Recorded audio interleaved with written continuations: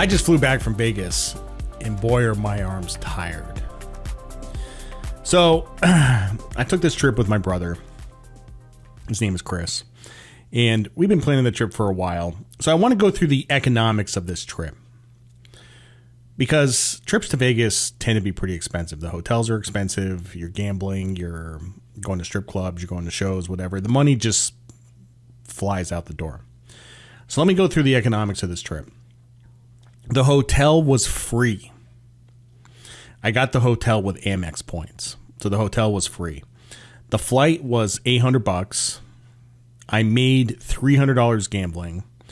And I spent $200 on food and miscellaneous stuff. So the price tag for the trip was $600. That's it for the whole trip. Yeah. I told you I was a cheap fuck. The economy of Las Vegas is incredible. I mean, people fly from around the world to pour money into this economy. It's crazy. It's crazy. I spent a lot of time at the craps table. I'm guessing I was at the craps table for about 6 hours in, bursts over a couple of days. You see a lot of crazy stuff at the craps table. Now, up until this point, because I'm a cheap fuck, I was like, I'm not gambling at a high limit table. So I would play at a $15 table and that was it. Well, I didn't have a choice. They didn't have any $15 tables. They had $25 tables. So this is the first time I ever played at a $25 table.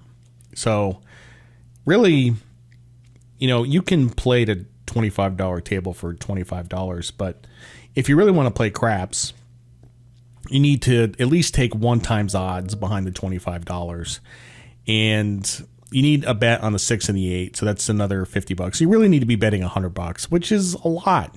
That's a lot. I didn't do that. I just bet the pass line with odds, and so I had $50 on the table at any given time. And if you have $50 on the table at any given time, then, basically you need a bankroll of 20 bets, to withstand any volatility. There was a guy at the table who would cash in for 25 grand.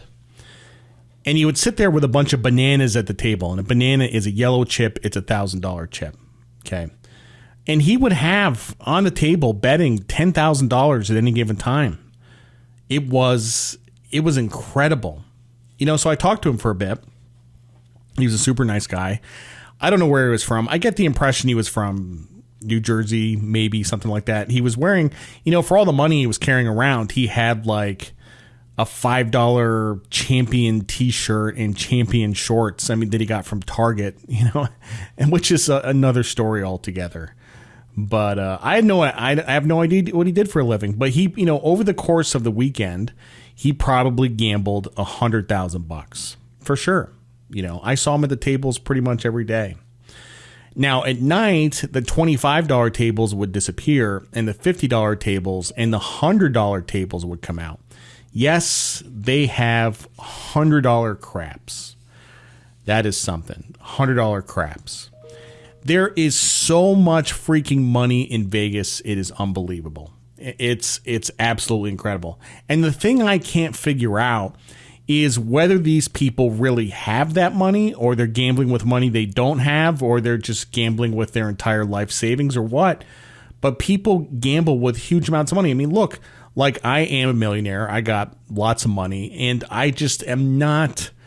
I'm not going to walk up to the table and lose more than $500. Like, I just can't bring myself to do it,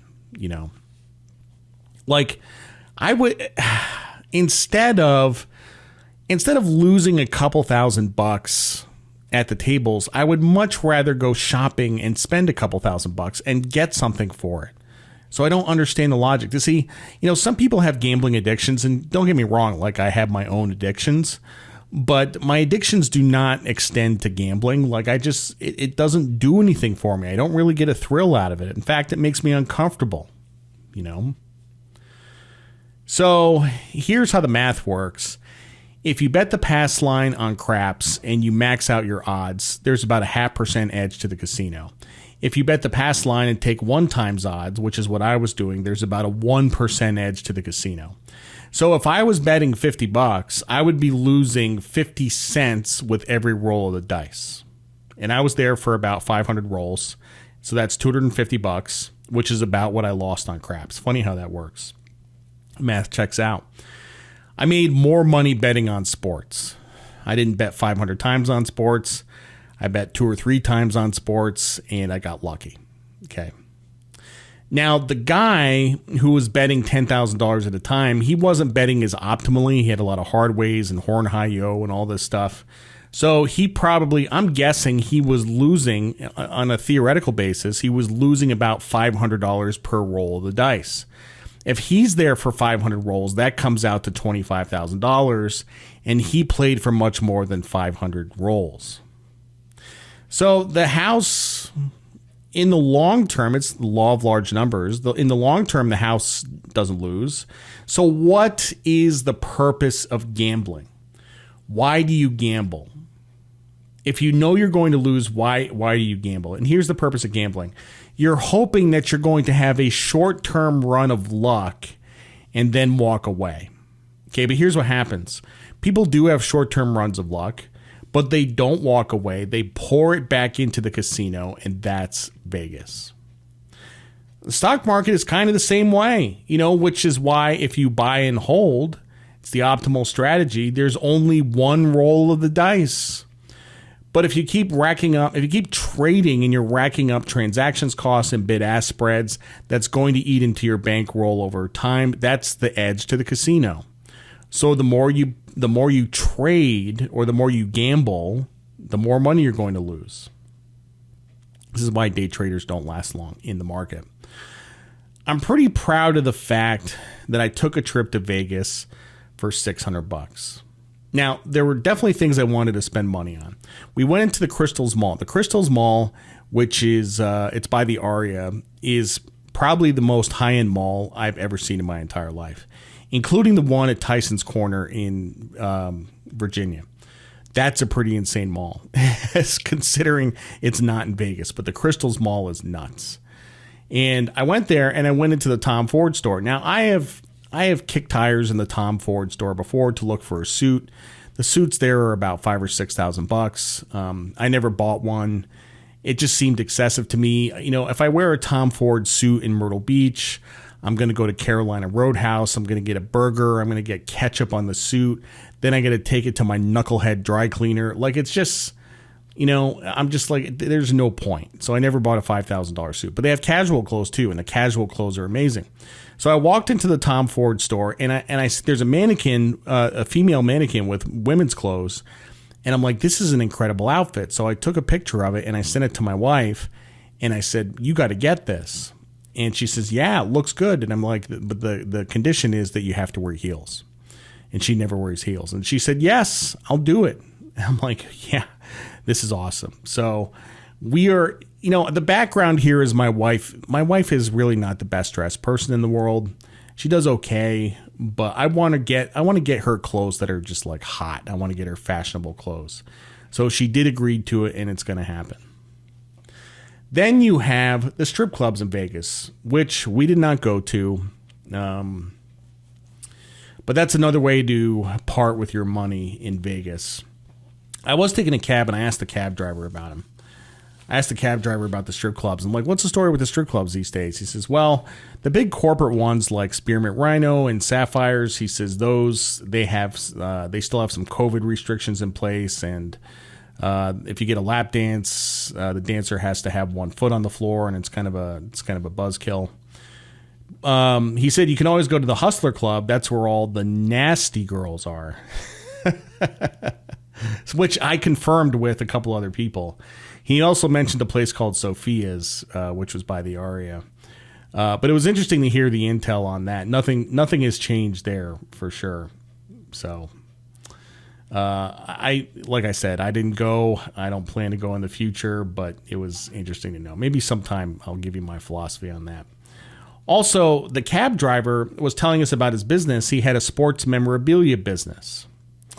And so I asked him, I was like, look, I got some old baseball cards. I have a 1980 Rickey Henderson rookie card. I said, how much is that worth? He's like, no way. He says, that card is worth $9,000. And I'm like, wow, I have a card that's worth $9,000. And I have Mark McGuire on the Olympic team, and I have a Don Mattingly rookie card. And I got some legitimate cards, and they're sitting somewhere in my house. I actually don't know where they are. I have no idea where these cards are. They're somewhere in the house. I'll find them when I move, One thing about Vegas, and I wrote about this for my Substack, what is with the cargo shorts? Why do all the dudes in Vegas wear cargo shorts? Now, keep in mind, this was March Madness we were there for, and it was all dudes, a bunch of dudes wearing cargo shorts and tank tops and flip-flops and dad hats. What is up? What is up? Like, I think you should get dressed up to go to a casino. When I think about Ocean's 11, when Danny Ocean, George Clooney, gets sprung from jail, and the first thing he does, he makes a beeline to the Trump Plaza, and he shows up in this houndstooth jacket with a brown shirt. It looks like $1 million, and you look around the Trump Plaza, and everybody's all dressed up. I'm like, this is awesome. I mean, this is like old-time Hollywood type stuff. Like, you want everybody to be wearing suits. I'm telling you, all the people at the Cosmopolitan were wearing cargo shorts, flip-flops. Come on. What are you doing? What is the pocket for? What is the extra pocket for? The only thing now I've owned cargo shorts. I don't anymore. But if you're wearing cargo shorts, what do you use the pocket for? Well, the only real thing you would use it for is a can of dip. And nothing else. You're not going to put your wallet in there. So, Ocean's 11, all those guys are wearing suits throughout the movie, and everyone in the movie is wearing jackets or suits. So, the only reason you should be wearing shorts is if you were at the beach, or you're 10 years old, or you're 10 years old at the beach. Otherwise, you should not be wearing shorts, unless you're at the pool or the gym. Those are the only exceptions. Otherwise, no shorts. It's for little boys. Don't wear shorts. I live in South Carolina. It gets hot here in the summer. It's disgusting. I wear pants all summer. I do not wear shorts. So, anyway, I in high school, they had these awards. I won nicest legs. So, the people in high school appreciated when I wore shorts. But anyway, thanks for listening to the Be Smart podcast. What a disaster. I'm Jared Dillian. See you next time.